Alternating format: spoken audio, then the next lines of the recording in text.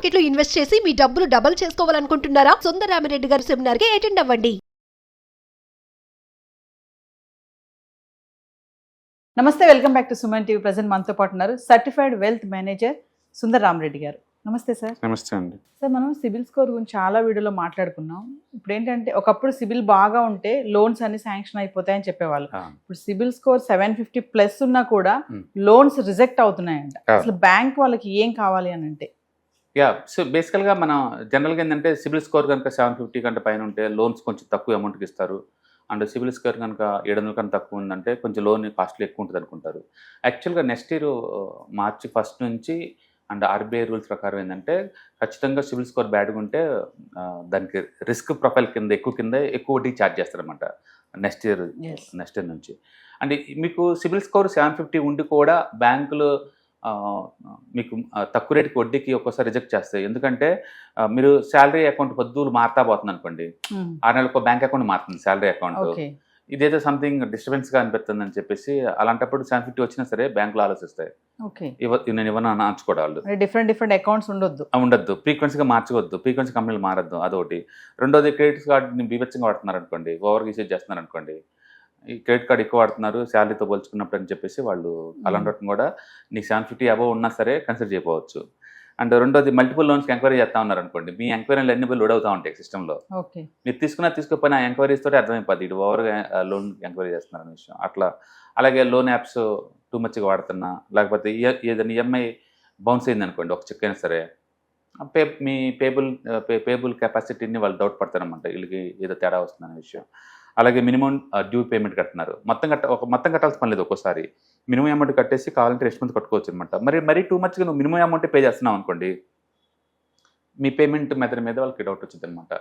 అట్లా మీ బిహేవియర్ని బేస్గా తీసుకొని కూడా 750 ఉన్నా సరే అండ్ బ్యాంకులో లోన్ రిజెక్ట్ చేయొచ్చు.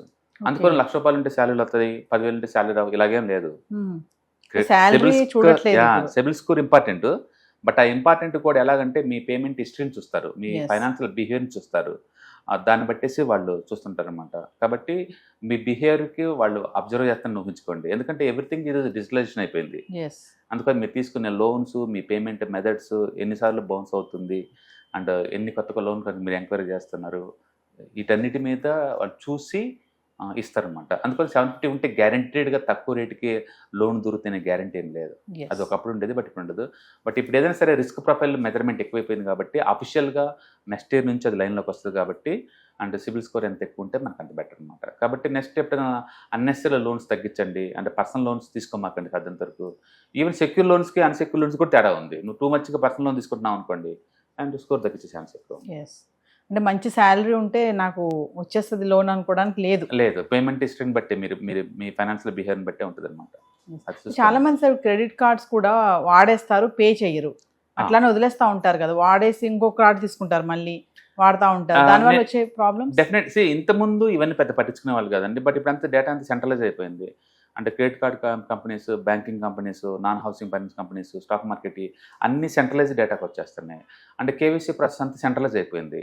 అందుకని మన బిహేవియర్ అబ్జర్వ్ చేస్తున్నారు, ఇంత ముందులా కుదరదు అనమాట. అందుకని మీరు 4 సార్లు పర్సనల్ లోన్ తీసుకున్నారు అనుకోండి, నువ్వు ఇంట్లో వాళ్ళకి తెలియదేమో, బ్యాంకులకు ఈజీ తెలుసు ఇంటి బ్యాంకులో తీసుకున్నాం అనే విషయం. సో అందుకని వాళ్ళు ట్రాక్ చేస్తున్నారు, మనకి సెంట్రలైజ్ డేటాని అందరూ షేర్ చేసుకుంటున్నారు అనమాట. అందుకని ఎగ్గొట్టడం కష్టం. అందుకని ఇన్కమ్ స్టెబిలిటీ ఉండాలా, అండ్ నీ ఫైనాన్షియల్ బిహేవియర్ ప్రాపర్గా ఉంచుకోవాలా, అండ్ అప్పులు ఏదైనా ఉంటే దాన్ని తగ్గించుకోవడం మీద ఫోకస్ చేయాలి తప్ప మళ్ళీ కొత్త అప్పుల కోసం ట్రై చేయకూడదు. అండ్ అలాగే నువ్వు షాపింగ్ చేసేటప్పుడు కూడా ఏం కొంటాను అతిగా కూడా అవి కూడా ట్రాక్ చేస్తారు వాళ్ళు, వాటిని చూసుకుంటూ ఉంటారు. అండ్ పేమెంట్ అని ఇన్ టైంలో కట్టినా లేదా మినిమం బ్యాలెన్స్ పే చేసుకుంటా పోస్ట్పోన్ చేసుకుంటూ పోతున్నావు, ఇవన్నీ చూస్తారు. వీటన్నిటి బేస్గా తీసుకొని మనకి వాళ్ళు ఇచ్చే ఛాన్స్ ఎక్కువ ఉందన్నమాట.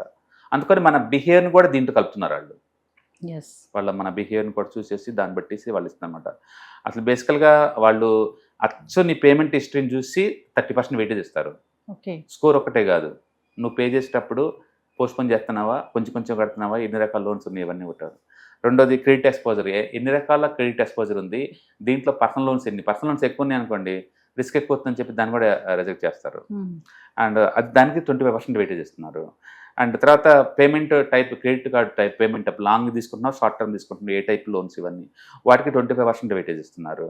అలాగే అదర్ ఫ్యాక్టర్స్ వాళ్ళు 20%. ఇట్లా వాళ్ళు స్కోర్ ఉంది, ఎస్ అంతే తప్ప డైరెక్ట్ 750 ఉంది కాబట్టి అని అన్నట్టు ఏం చూడట్లేదు వాళ్ళు.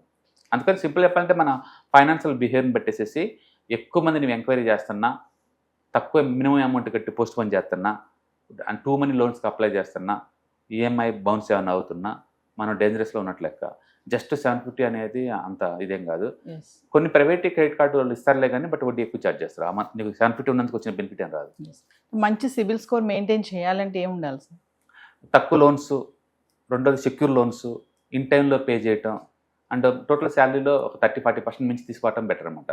వాళ్ళకి ఐడియా వస్తుంది వీళ్ళు పేయింగ్ కెపాసిటీ ఉందా లేదని కూడా.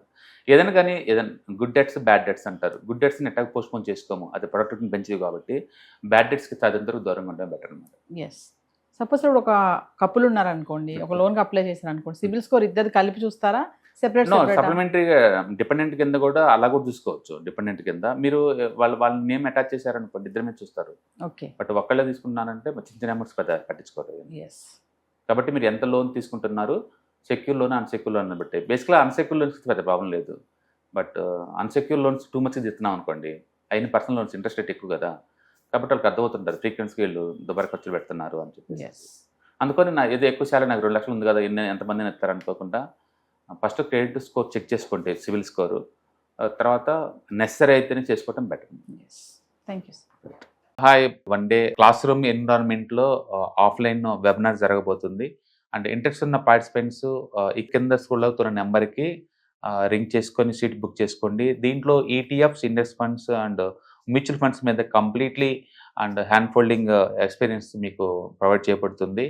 దీని ద్వారా ఏంటంటే మనం ఎసెట్స్ని స్టాక్ మార్కెట్లో ఎలా మేనేజ్ చేసుకోవాలి, ఎలా గ్రో చేసుకోవాలి, ఎలా ప్రొడక్ట్ చేసుకోవాలో అంటే ప్రాక్టికల్గా నేర్చుకుంటారు. కాబట్టి ఇంట్రెస్ట్ ఉన్న పార్టిసిపెంట్స్ కింద స్క్రోల్ అవుతున్న నెంబర్కి పింగ్ చేసి సీటు రిజర్వ్ చేసుకోండి. Thank you.